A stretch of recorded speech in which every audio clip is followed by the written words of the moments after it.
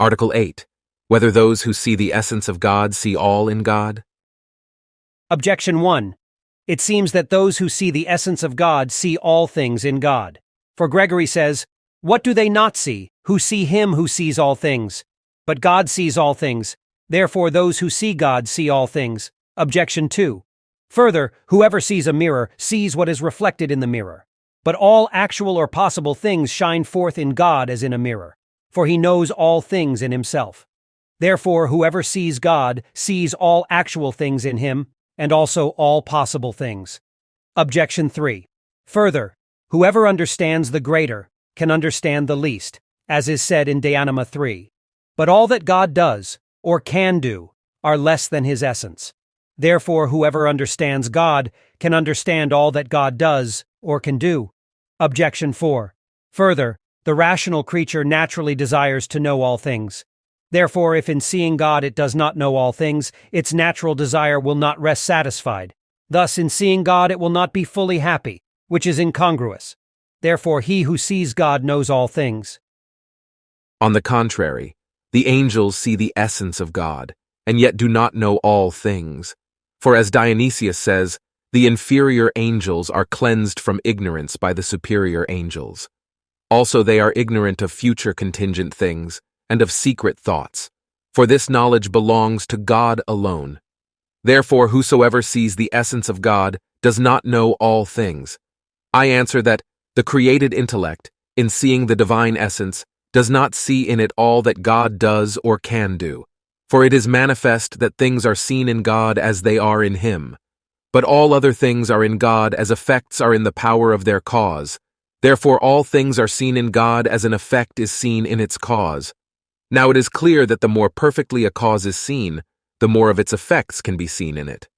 For whoever has a lofty understanding, as soon as one demonstrative principle is put before him, can gather the knowledge of many conclusions. But this is beyond one of a weaker intellect, for he needs things to be explained to him separately. And so an intellect can know all the effects of a cause and the reasons for those effects in the cause itself, if it comprehends the cause wholly. Now no created intellect can comprehend God wholly, as shown above, Article 7. Therefore no created intellect in seeing God can know all that God does or can do, for this would be to comprehend his power. But of what God does or can do, any intellect can know the more perfectly it sees God. Reply to Objection 1. Gregory speaks as regards the object being sufficient, namely God, who in himself sufficiently contains and shows forth all things, but it does not follow that whoever sees God knows all things, for he does not perfectly comprehend him. Reply to Objection 2. It is not necessary that whoever sees a mirror should see all that is in the mirror, unless his glance comprehends the mirror itself. Reply to Objection 3. Although it is more to see God than to see all things else, still it is a greater thing to see him so that all things are known in him, than to see him in such a way that not all things, but the fewer or the more, are known in him. For it has been shown in this article that the more things are known in God, according as he is seen more or less perfectly. Reply to Objection 4. The natural desire of the rational creature is to know everything that belongs to the perfection of the intellect, namely the species and the genera of things and their types, and these everyone who sees the divine essence will see in God. But to know other singulars, their thoughts and their deeds does not belong to the perfection of the created intellect, nor does its natural desire go out to these things. Neither, again, does it desire to know things that exist not as yet, but which God can call into being.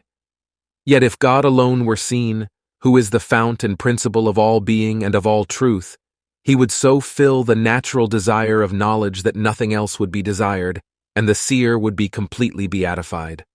Hence, Augustine says, "Unhappy the man who knoweth all these," that is all creatures, "and knoweth not thee, but happy whoso knoweth thee, although he know not these, and whoso knoweth both thee and them is not the happier for them, but for thee alone."